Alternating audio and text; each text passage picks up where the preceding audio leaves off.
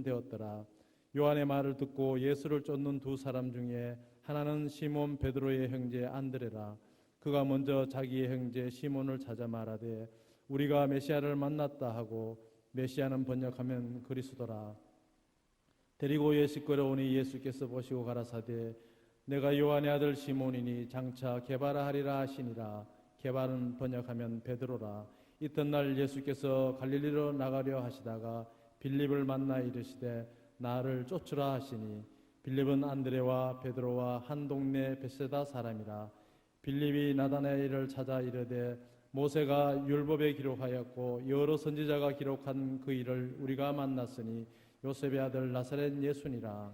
나다나엘이 가로되 나사렛에서 무슨 선한 것이 날 수 있느냐. 빌립이 가로되 와 보라 하니라. 아멘. 할렐루야. 우리 하나님의 크신 은혜가 있기를 간절히 소망합니다. 큰 원석이나 나무가 큰 것들을 보면서 조각을 내고 다듬어 완성되어지는 작품들을 보면 우리는 놀라움을 금치 못합니다. 앞에 사진에서도 보이듯이 저런 큰 원석이 아무짝에 쓸모없던 저 돌이 사람의 손에서 깎여지고 다듬어지니 너무나도 예쁜 값어치 있는 보석과 잔으로 바뀌어지게 된다는 겁니다. 또 그저 컵에 불과했던 그 유리가 녹아지고 때로는 망치로 깨어부시는 그 과정 속에서 이 아름다운 조형물로 만들어지게 된다는 겁니다. 처음에 과연 저 형색도 알아보기 힘든 저 녹여진 저 유리에서 과연 이렇게 아름다운 조형물이 만들어질지 누가 상상이나 했겠습니까? 이것을 조형물을 보고서는 또 이전의 처음의 모습은 어떠했는지 아마 상상하기 힘든 그러한 모습일 겁니다. 우리는 이런 것들을 일컬어 반전이다라고 말을 합니다. 이건 단순히 물건이나 물체뿐만 아니라 우리 사람에게도 위대한 반전, 엄청난 변신을 보곤 합니다. 우리 주변에서 그런 걸 보지 않습니까? 어린 시절에 옆에서 코 흘리게 질질 짜던 그 친구가 한 기업의 총수가 되고 CEO가 되는 모습들 말입니다. 또 키 작고 뚱뚱하고 못생겼던 그 친구가 어느 날 갑자기 나타났는데 뽀얀 피부에 키도 크고 늘씬하고, 그래서 사람들이 용됐다라는 말들을 하면 그런 경우들도 많이 보지 않았습니까? 저와 제 아내가 14년 만에 만났을 때 제 아내가 저를 보고 아마 용됐구나라고 생각하지 않았을까 생각합니다. 매일 술독에 빠져 살던 그가 어느덧 예수님을 만나고 그분으로 삶이 바뀌어지게 되는데, 평소에는 술 달라고 외치던 애가 이제는 성령에 취하여서 살아가며 예수 예수를 외치는 자가 되니 이것이 반전이 아니고 무엇이 반전이겠습니까? 그런데 이 사랑의 외형은 시간이 지남에 따라 자연스레 순리에 따라서 이치에 따라서 변하기 마련입니다. 그런데 이 대부분의 사람들은 이 변화를 거부한다는 것이 문제지요. 그래서 어떻게든 순리를 역행하고자 조금이라도 동안처럼 보이고 싶고자 화장으로 가리기도 하고, 먹는 것도 좋은 것으로, 또 입는 것도, 그리고 의학의 기술까지 동원하여서 이 동안처럼 보이려는 모습들을 합니다. 또 더 과한 사람은 오히려 역행해서 더 젊은 10대처럼 젊어지고자 하는 사람들도 있습니다. 그런 인간의 욕심들이 냉동인간이나 복제인간, 또 타임머신 등과 같은 마음에 조금씩 반영이 되는 것 같습니다. 변하는 외형과 달리 사람의 내면은 어떻습니까?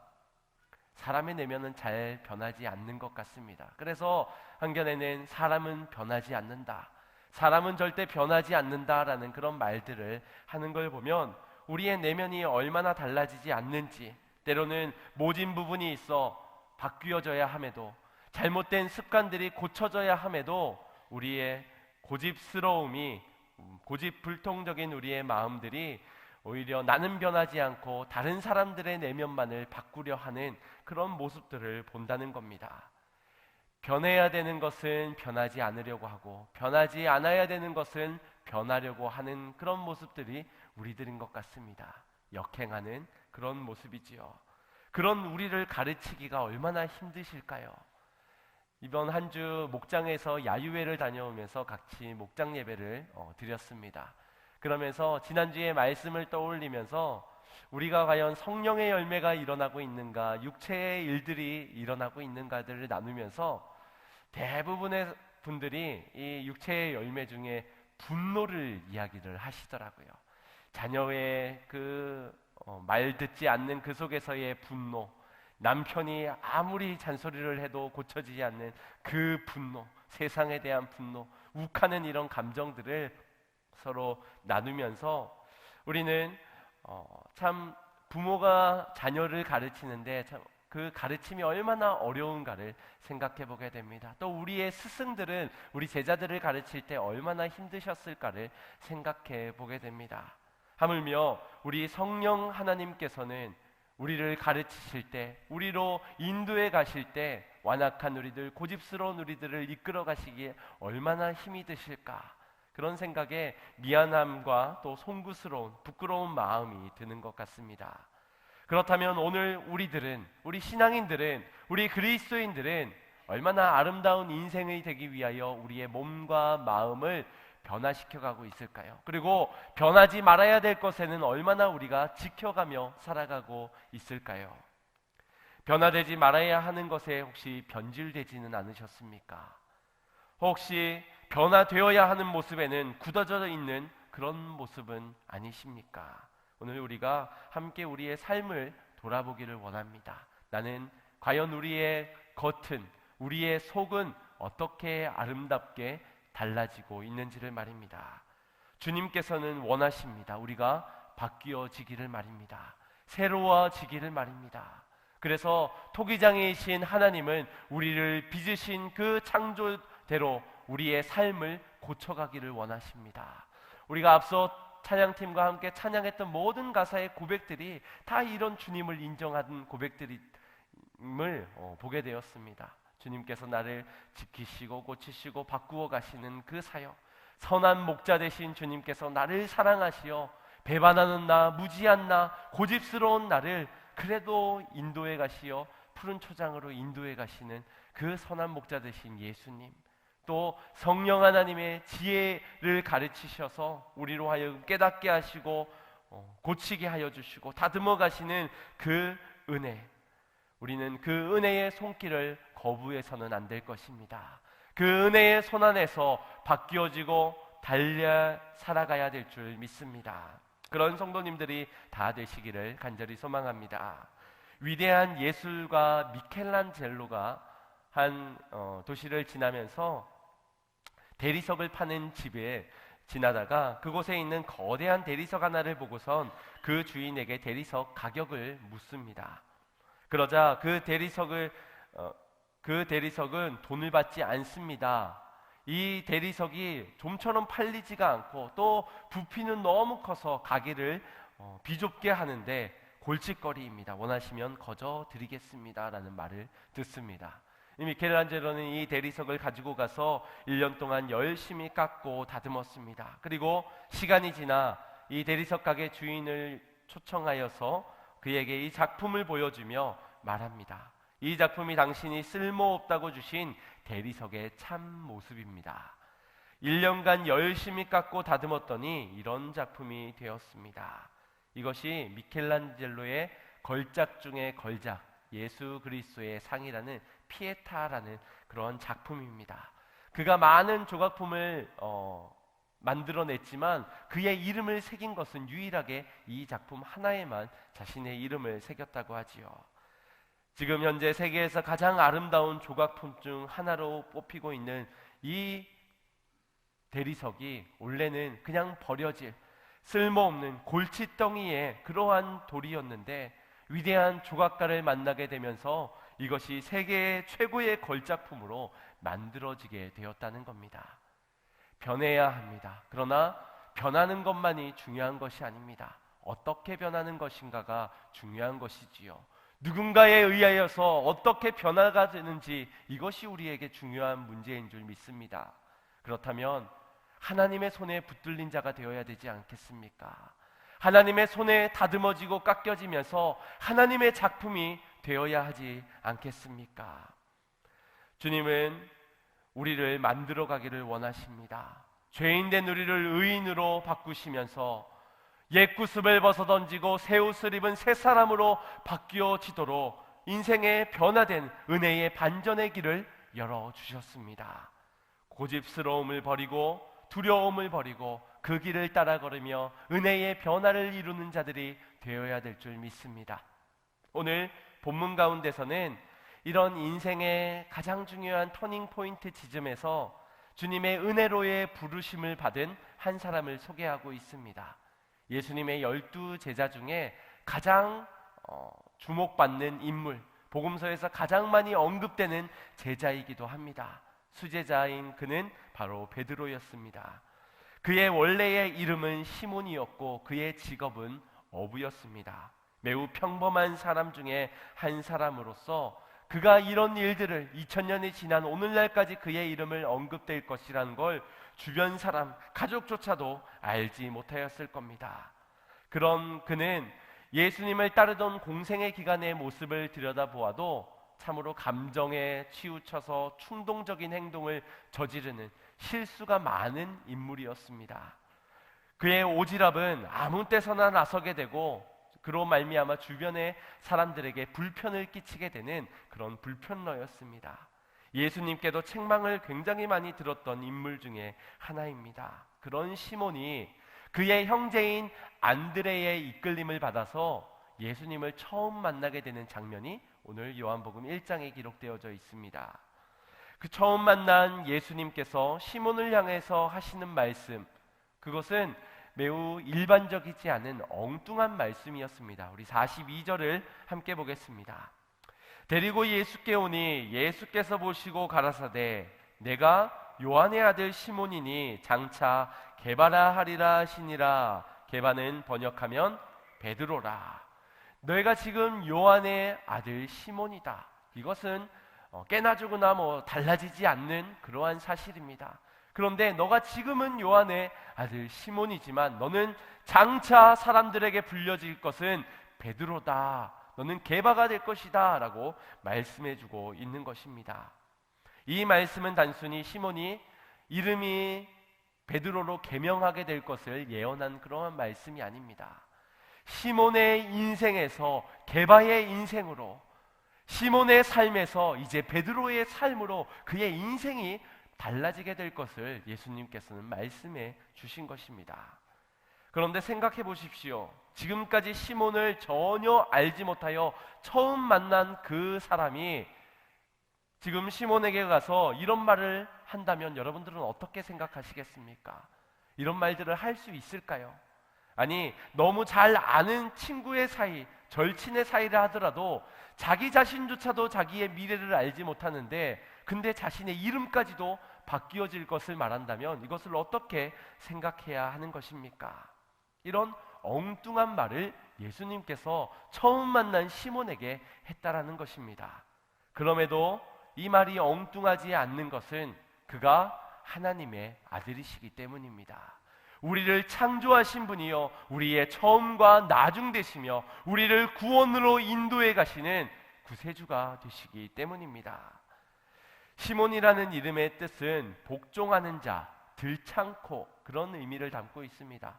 계명할 만하지요. 그리고 베드로라는 이름의 의미는 반석이라는 이름의 뜻을 가지고 있습니다. 시몬에게 흔들리지 않는 반석과 같은 사람이 될 것이다라는 말씀을 예수님께 듣게 되었습니다.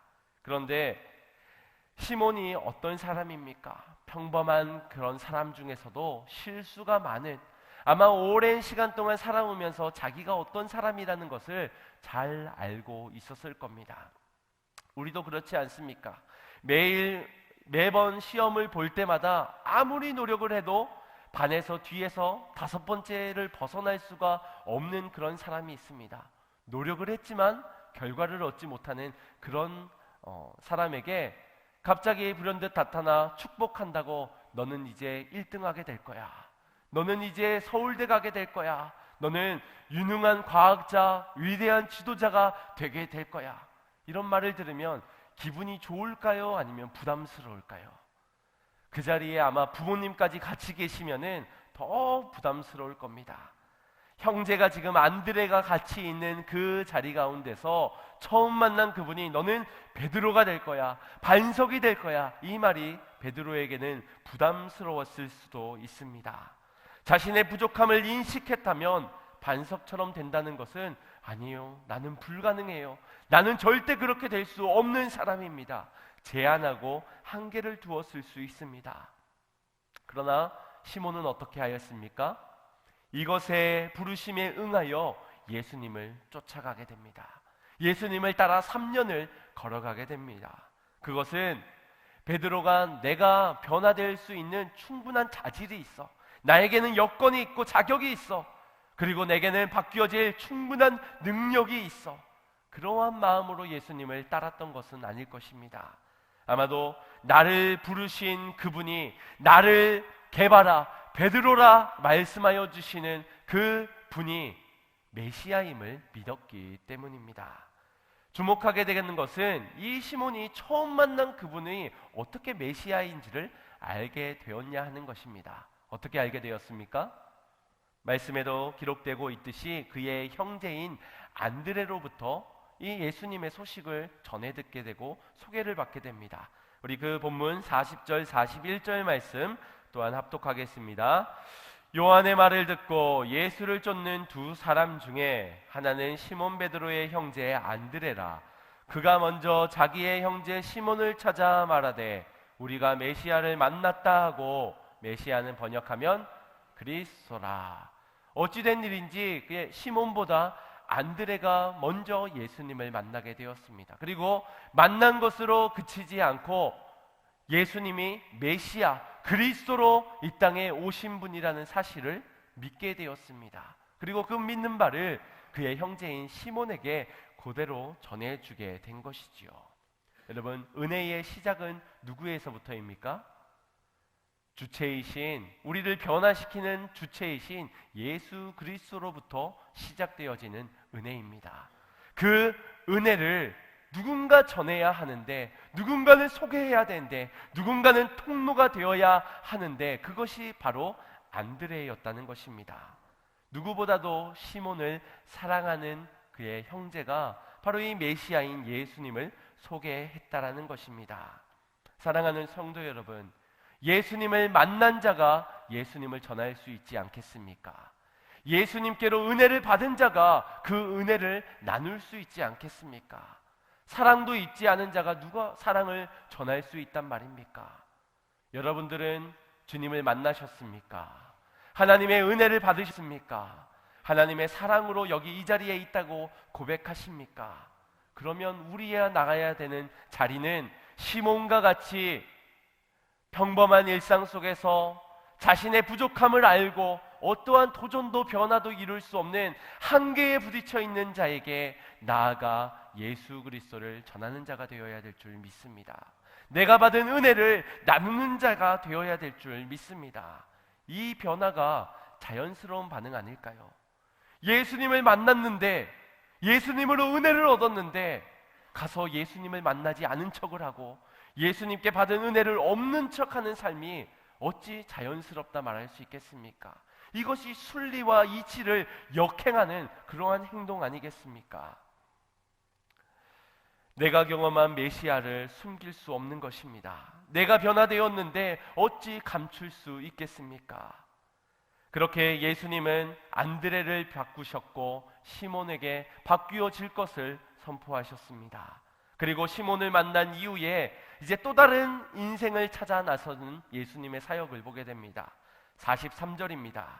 이튿날 예수께서 갈릴리로 나가려 하시다가 빌립을 만나 이르시되 나를 쫓으라 하시니, 예수님이 안드레를 만나시고 그리고 소개받아 시몬을 만나시고 또 이튿날이 되어 다음 날이 되어도 여전히 주님의 발걸음은 또 다른 누군가를 만나기 위해 나서고 있는 모습을 보게 됩니다. 또 다른 변화되어야 하는 인생이 있기 때문이지요. 그래서 주님은 발걸음을 멈추지 않고 이튿날에 이르러서 발걸음을 옮기시게 됩니다. 그런데 이 43절 말씀을 자세히 들여다보면 우리말 성경으로 번역해둔 번역본을 보면 예수님께서 길을 가다가 걸어가던 중에 우연히 빌립이라는 사람을 만난 것으로 우리가 해석할 수 있습니다. 하지만 이것을 원어적으로 살펴보면 이 만나다라는 것은 유니코스라는 이 말의 원어의 뜻을 살펴보면 찾고 찾음 속에서 겨우 끝끝내 만나게 되는 그러한 만남을 바로 이 만남, 유니스코라는 그러한 단어입니다. 그러니 예수님께서 어쩌다가 우연히 마주친 만남의 빌립이 아니라 예수님께서 찾고 찾음 속에서 그 끝내 만나게 된 한 사람이 바로 빌립이라는 것입니다. 그리고 그를 만나서 적극적으로 찾아 나선 끝에 그를 나를 쫓으라 명하시며 제자 삼으십니다. 만남의 주도권은 우리에게 있는 것이 아니라 주님께 있는 것인 줄 믿으시길 바랍니다. 주님이 먼저 나를 찾아오시지 않았다면 나는 주님을 만나지 못하였을 겁니다. 주의 복음을 들어도 우리는 주님을 만나지 못했을 것입니다. 결국 은혜로 나를 찾아와 나를 찾고 찾음 속에 끝끝내 만나 주신 그 은혜가 바로 우리의 믿음이라는 사실입니다. 어쩌다 우연히 가다 보니 죽지 못해 살다 보니 부모님에 의하여서 교회에 오다 보니 모태신앙이다 보니 겨우겨우 어쩌다가 우연히 생겨난 믿음이 아니라 하나님의 완벽하신 계획하심 속에서 나의 영혼을 찾아 나서신 그분께서 나를 찾으시고 확증하시고 사랑과 은혜를 베풀어 주셨다라는 것입니다. 이것을 믿으시길 바랍니다. 요한복음 4장에 이르러서는 4장 23절에 예수님께서 이렇게 말씀하십니다. 아버지께서는 이렇게 자기를 예배하는 자들을 찾으시느니라. 신령과 진정으로 예배하는 자들을 주님께서 찾으신다라고 말씀하십니다. 우리가 할 일 없어서 우연히 어쩌다가 이 자리에 와 있는 것이 아니라 하나님께서 찾고 찾음 끝에서 그 속에서 만나시는 자리가 바로 이 오늘 우리가 드려지는 이 예배의 자리라는 것입니다. 우리가 이 시간 주님께 신령과 진정으로 예배할 때 주님은 우리를 찾아와 만나 주실 줄 믿습니다. 이 자리가 바로 우리의 삶이 변화될, 우리가 새롭게 시작될 은혜의 변화의 시작의 자리임을 믿으시길 바랍니다. 주님께서는 만날 자를 만나시고 변화시킬 자를 만나시어 변화시켜 주십니다. 주님의 그 사역을 만난 빌립으로 하여금 나를 쫓으라 말하며 그 사역을 빌립 또한 사역을 감당하는 모습을 또한 보게 됩니다. 45절 말씀입니다. 빌립이 나다나엘을 찾아 이르되 모세가 율법에 기록하고 여러 선지자가 기록한 그 일을 우리가 만났으니 요셉의 아들 나사렛 예수니라 이렇게 소개하게 됩니다. 안드레가 베드로에게 소개했듯이 빌립도 주님을 만나고 나니 자연스러운 반응 속에 나다나엘을 찾아 나서 그에게 예수님을 소개하게 됩니다.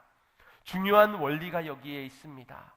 변화된 자는 머물러 있을 수 없습니다. 은혜 받은 자는 머물러 있을 수 없이 누군가에게 가서 전해야 한다는 것입니다.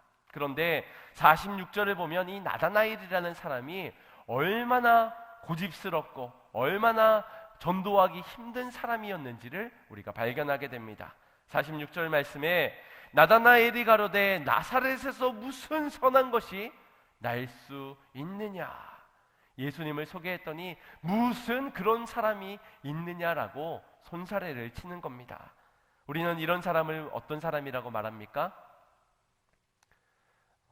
천국 가지 못할 사람, 지옥 갈 사람, 에라이 네 고집대로 그렇게 살다가 지옥 가라, 그런 사람으로 우리가 구분을 짓는 경우들을 보게 됩니다. 그러나 그 닫혀진 마음의 나다나엘이지만 그에게 찾아가 빌립은 와 보라, 와서 보면 너도 달라질 거야 라고 그에게, 나다나엘에게 와 보라라고 초대하고 있습니다. 이 와 보라라는 것은 39절 말씀에 보면 예수님께서 두 제자에게, 안드레에게 해줬던 그런 말씀입니다. 무엇은 말입니까? 와서 보지 않는다면, 와서 만나지 않는다면 믿음이 생길 수 없다라는 겁니다. 은혜를 얻을 수 없는 것이요 변화를 이룰 수 없다라는 겁니다. 새로운 인생의 출발, 지금 그 자리에서 머물면서 입으로 논하는 그 논리 속에서 무슨 선한 것이 날 수 있겠느냐, 무슨 거기에 축복이 있겠느냐, 거기에서는 날 수 없는 일이기에 와서 보라는 겁니다. 그래서 우리는 또한 한 달 동안 지금 와 보라라는 말을 사람들에게 전하고 있는 겁니다. 338명에게 혹시 아직까지 와 보라라는 말을 전하지 못하고 계십니까? 아마 우리의 마음에는 두려운 마음들이 있을 겁니다. 무슨 나사렛에 선한 것이 날 수 있겠느냐는 말을 들을까봐 아마 우리는 주저하고 있을지 모릅니다. 그러나 전하십시오.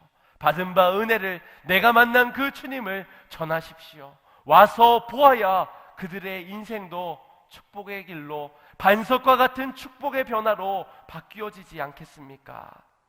오늘 우리가 와서 보지 못한다면, 주님을 만나고 돌아가지 못한다면 우리의 인생도 어제나 오늘이나 내일이나 별반 볼 것 없는, 달라지지 않는 그런 인생으로 그저 세상 가운데 어두워져가는 타락 속에서 변질되어져가는 그런 삶을 살아갈 뿐일 것입니다. 물론 베드로가 예수님을 따라 걸으면서도 너는 베드로로 말씀해 주셨지만 그의 인생에는 많은 실수의 장면들이 따라 걷는 속에서 그 길 가운데서 보게 됩니다.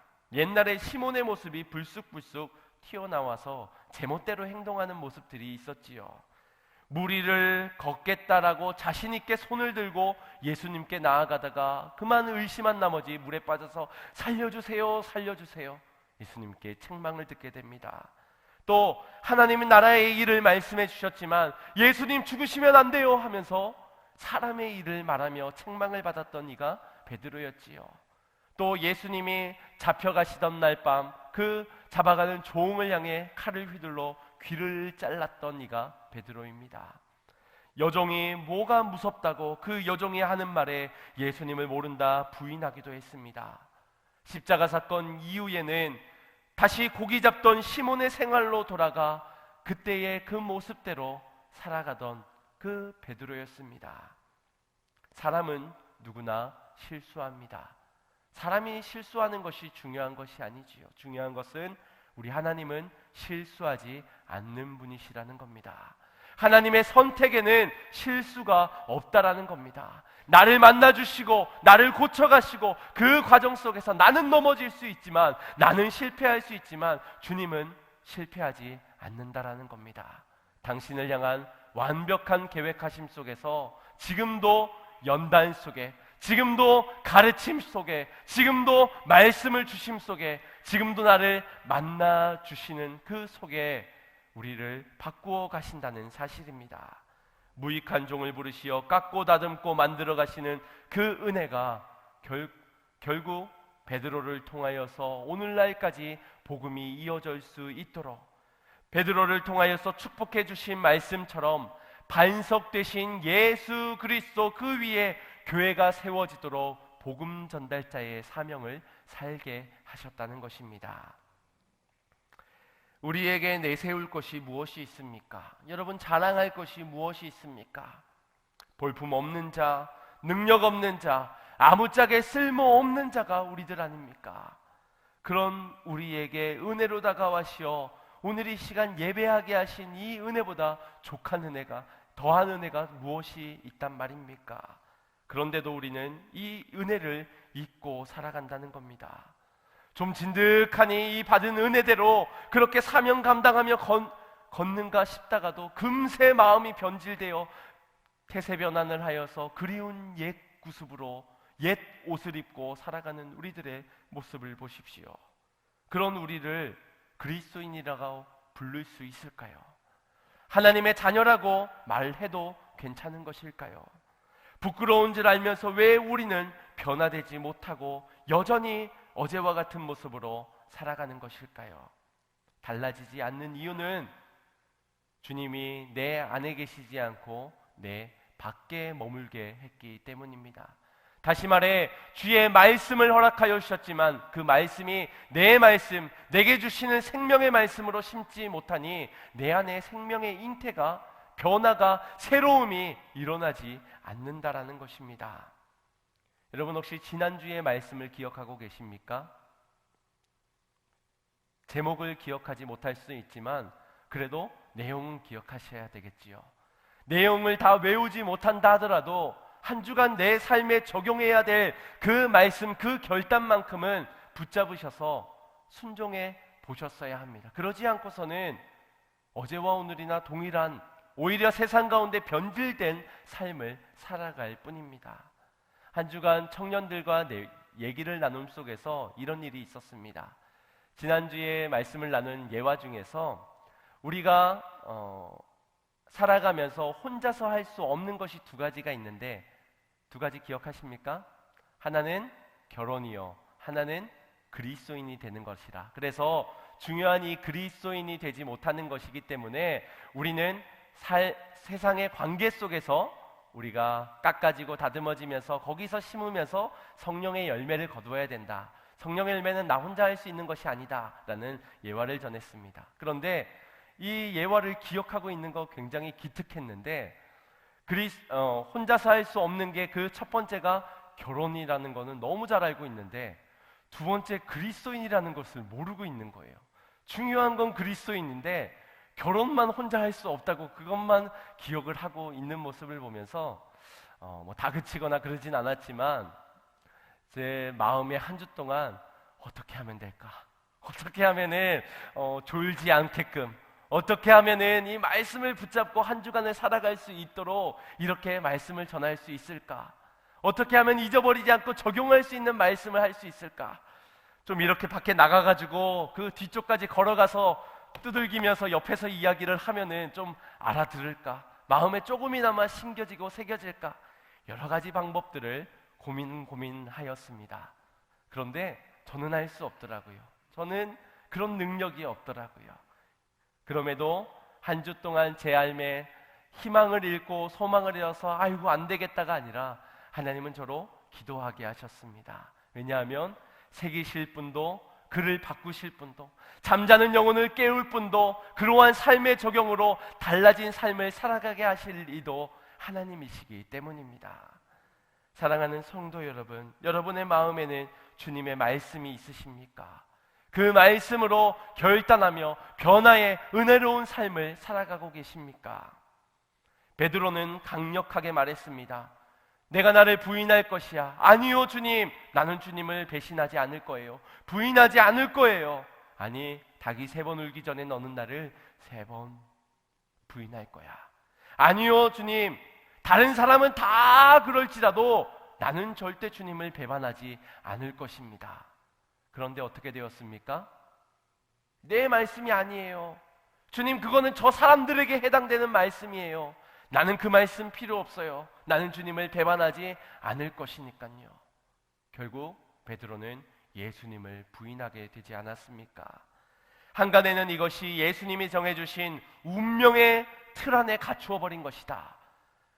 3번 나를 부인할 것이다 라고 정하셨으니 안 그러려고 해도 부인할 수밖에 없었던 것이다 라고 그렇게 말을 하는 경우들이 있습니다. 정말 예수님을 부인하는 것이 예수님이 정하신 운명 때문이었을까요? 예수님이 죄 짓도록 그렇게 예수님이 계획하신 것일까요? 그 말씀대로 넘어진 것은 베드로에게 예수님의 말씀이 머물지 못했기 때문입니다. 선악과를 따먹은 것은 하나님께서 선악과를 만드셨고 또한 선악과를 따먹도록 계획하셨기 때문에 따먹을 수밖에 없었던 것이 아니라 아담과 하와의 마음에 정령 죽으리라는 그 말씀이 없었기 때문에 따먹게 된 것입니다. 결국 우리 안에 말씀이 없다면 우리는 반복적으로 넘어질 수밖에 없습니다. 주님이 내 안에 없다면 우리는 다시 옛구습을 쫓는 육체의 정욕대로 살아갈 수밖에 없는 연약한 자들이라는 것입니다. 100번 듣고 100년을 주님을 쫓아도 주님이 내 안에 머물지 않는다면 백날 소용없는 것입니다. 우리의 모습 베드로처럼 사람 앞에서, 부귀영화 앞에서, 정욕 앞에서 나를 만나주신 주님을 모른다 부인하는 그런 모습으로 살아가고 계시지는 않습니까? 변화되어야 할 것입니다. 변화되어야만 합니다. 베드로는 자신의 추악함을 알기에 예수님께서 십자가 이후 예수님께서 찾아오셨을 그때에 누가복음 5장 8절에 이렇게 고백합니다. 주여 나를 떠나소서 나는 죄인으로소이다. 나는 주님과 함께 갈 수 없는 자입니다. 나를 떠나소서 나는 부족한 자입니다. 나는 믿음이 있는 줄 알았습니다. 나는 주님을 쫓을 수 있는 자인 줄 알았습니다. 나는 주님과 함께해도 괜찮은 자인 줄 알았습니다. 은혜대로 변화되었다라고 생각했습니다. 그런데 오늘 내 모습을 보니 나는 죄인으로서이다. 나를 떠나소서. 무너지는 진흙과 같은 모래 같은 자임을 고백하는 베드로는 나를 떠나라고 그렇게 예수님께 말씀합니다. 그때에 주님께서 베드로에게 뭐라고 말씀하십니까? 누가복음 5장 10절 말씀에 보면 예수께서 시몬에게 일러 가라사대 무서워 말라 이제 후로는 내가 사람을 취하리라. 이것이 주님의 말씀이었습니다. 주님은 시몬을 모르셨을까요? 배반할 것을 모르셨기 때문에 그를 부르시고 너가 사람을 낚는 어부가 될 것이라고 축복해 주신 것일까요? 그렇지 않습니다. 모든 것을 다 알고 계셨습니다. 2000년이 지난 오늘날 여러분들을 모르기 때문에 여러분들을 택하신 것일까요? 아니요. 죄인 중에 괴수인 우리를 누구보다 잘 아시는 그 주님께서는 그럼에도 불구하고 우리를 부르셨습니다. 고집스러운 우리를 보면, 완악한 우리의 모양을 보면은, 죄를 짓고 반복적으로 무너지는 우리를 보면 거기엔 희망이 없습니다. 소망이 없어 보입니다. 그러나 예수 그리스도가 희망이고 그분이 소망이기에 주님이 우리를 바꾸실 것입니다. 부족한 자를 온전히 세워주며 우리의 약함을 강함으로 바꾸어 주실 것입니다. 은혜의 부르심이 그래서 우리에겐 유일한 희망이 되는 것입니다. 사랑을 입은 우리가, 은혜를 받은 우리가 하나님에게는 꿈이 되고 기대가 되고 희망이 된다는 사실을 깨달으시기를 소망합니다. 우리가 질그릇에 불과할지라도 보배로우신 주님을 우리의 그릇 안에 담아낸다면 우리는 위대한 일을, 능력 있는 일들을, 세상을 변화시키는 일들을 감당하게 될 줄 믿습니다. 고린도후서 4장 7절 말씀 함께 합독하겠습니다. 시작.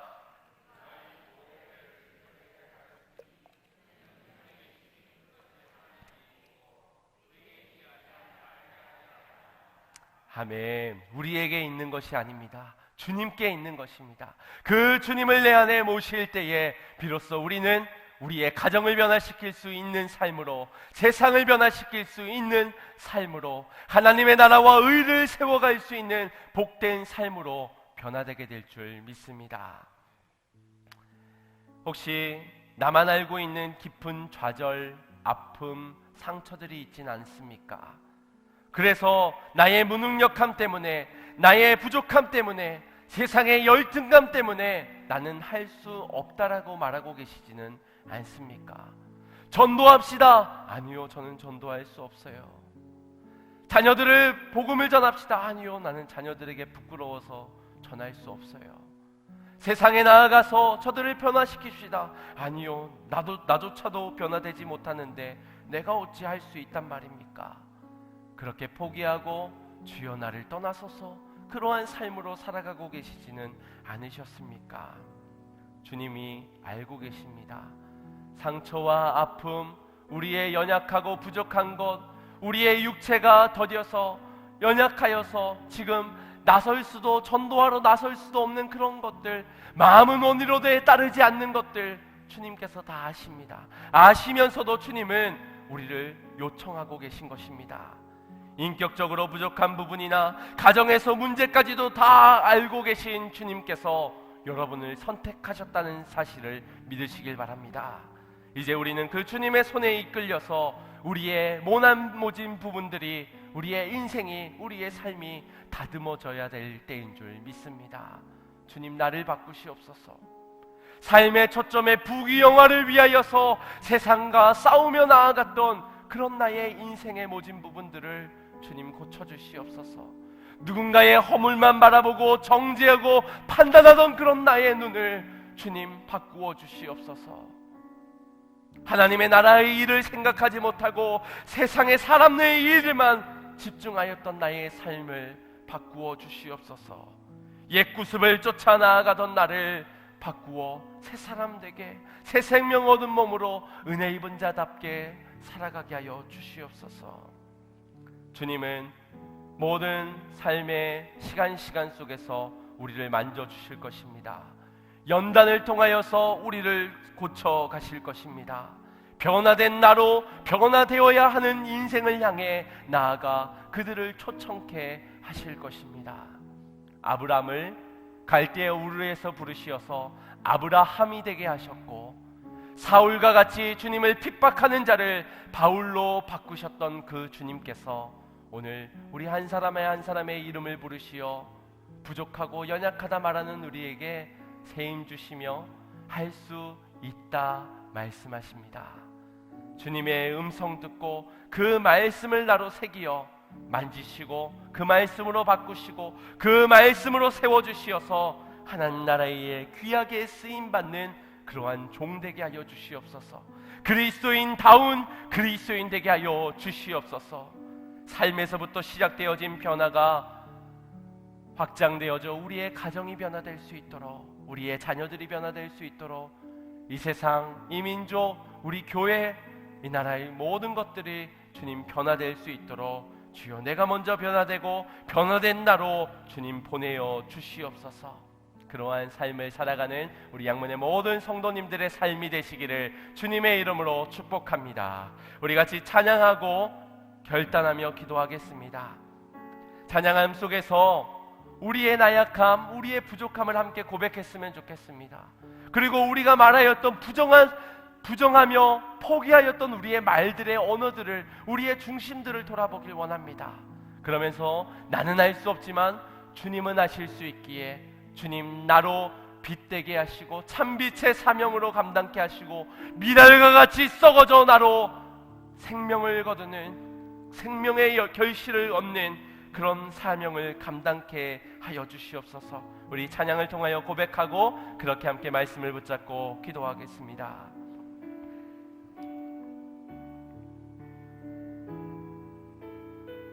똑바로 보고 싶어요. 똑바로 보고 싶어요. 주님 온전한 눈짓으로 똑바로 보고 싶어요. 주님 곁눈질하기 싫어요. 하지만 내 모습은 온전치 않아. 세상이 보는 눈은 마치 날 죄인처럼 멀리하며 외면을 하네요. 주님 이 낮은 자를, 주님 이 낮은 자를 통하여 어디에 쓰시려고 이렇게 초라한 모습으로 만들어 놓으셨나요? 당신께 드릴 것은 사모하는 이 마음뿐. 이 생명도 달라시며 십자가에 놓겠으니 허물 뿐인 육신 속에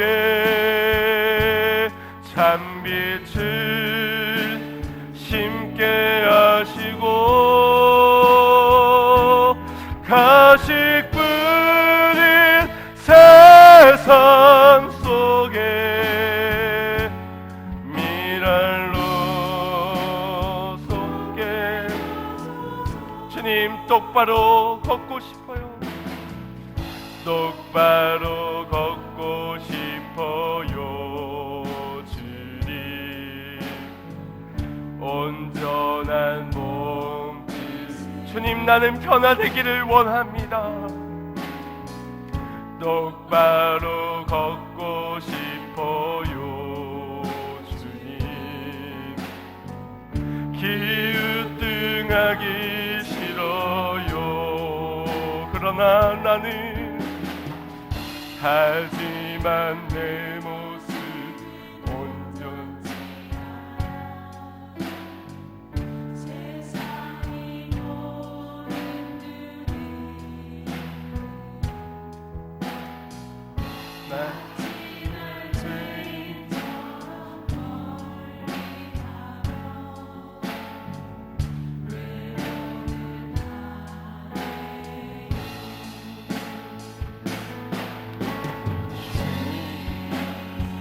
멀리 낮은 자를 통하여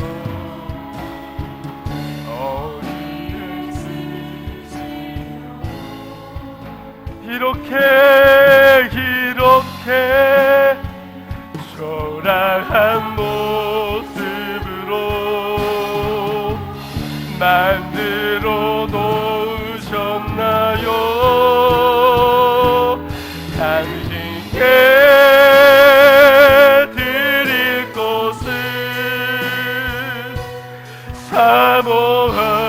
사모하는 이 마음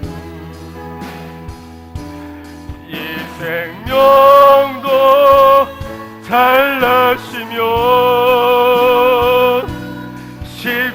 십자가에 놓겠으니 허물 뿌릴 육신 속에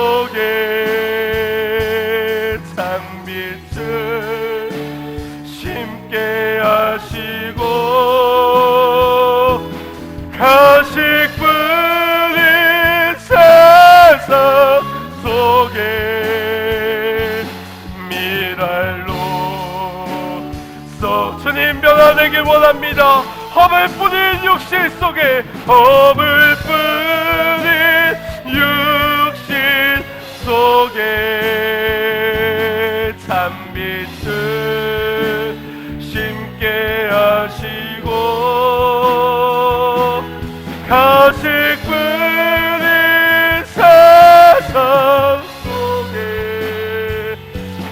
미랄로 쏟게 하소서.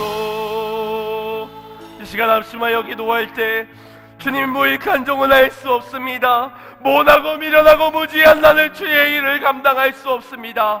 내 좌절과 아픔과 열등감 속에서 포기하고 단념하고 한계를 두고 있던 나에게 다시금 주님을 찾아와 말씀 가운데 나를 일으키시며 말씀으로 나를 회복해 하시며 말씀의 능력을 믿고 일어서라 말씀하십니다. 오늘 주의 말씀을 우리 안에 심고 주의 말씀의 능력대로 은혜의 변화를 시작하는 이 시간이 되기를 원합니다. 주여 나를 말씀 가운데 고치시고 나의 삶을 통하여 또 다른 누군가의 삶을 변화시키는 삶의 축복의 통로가 되게 하여 주시옵소서. 우리 함께 주여 마음으로 듣고